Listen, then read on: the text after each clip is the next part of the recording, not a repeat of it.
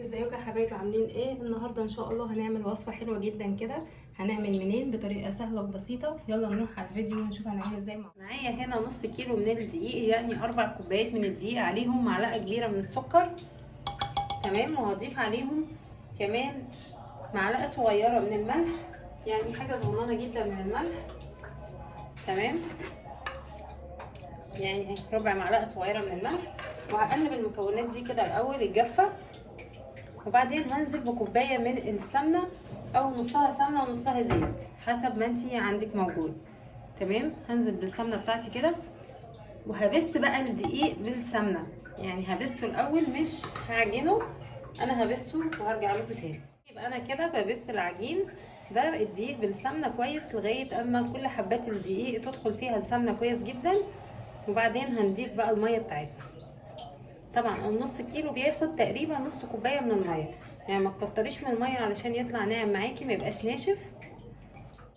شايفين كده بقى الدقيق بس مع السمنه؟ شايفين هو كده كويس جدا. هبدا بقى دلوقتي اضيف ربع معلقه صغيره من الخميره الفوريه، لان انا مش عايزاه يخمر معايا، هو بس علشان يبقى هش شويه.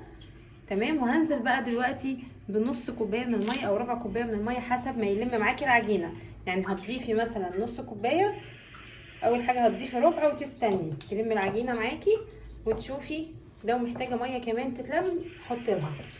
كده ما لمينا العجينه بتاعتنا، طبعا هنقسمها بقى الكور علشان هنشكلها. شايفين كده بقى بعد ما فردنا قطعه من العجينه هناخد قطعه كده من الملبن.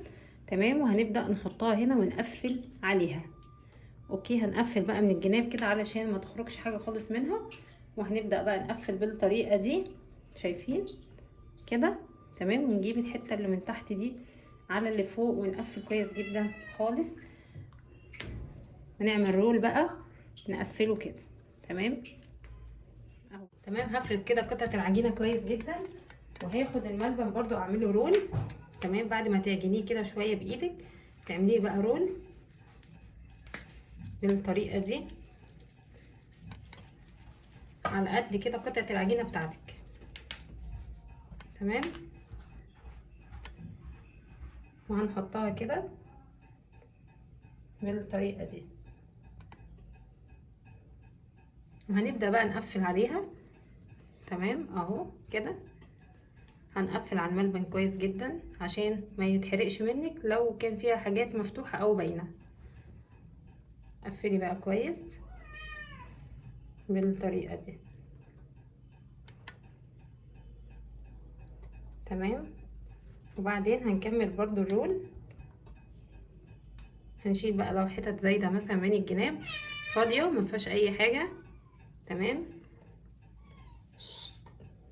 ونروح ايه نلفها كده على الرخامه بتاعتنا علشان تتقفل كويس.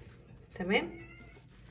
وهنجيب بقى جوز الهند وهنرشه على الرخامه ونلفها عليه. شايفين اهو حطينا عليه جوز الهند ولفيناه كده، وهنحطه بقى في الصينيه اللي احنا هنسوي فيها.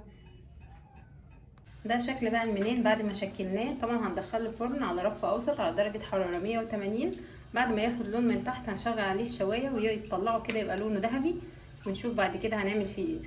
شكل المنين بقى بعد ما خرج كده من الفرن. هنبدا بقى دلوقتي نقطعه. تمام، بالطريقه دي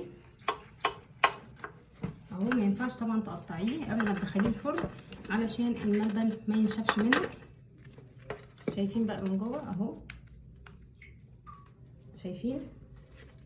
طبعا انا هقطعه وارصه في طبق التقديم واوريهولكم. شايفين بقى كده؟ ده الشكل النهائي كده بعد ما قطعناه معايا. اتمنى بقى انتوا تجربوا الوصفه دي وتعجبكم. ما تنسوش تعملوا لايك وشير وتشتركوا في القناه علشان يوصلكم كل فيديوهاتي.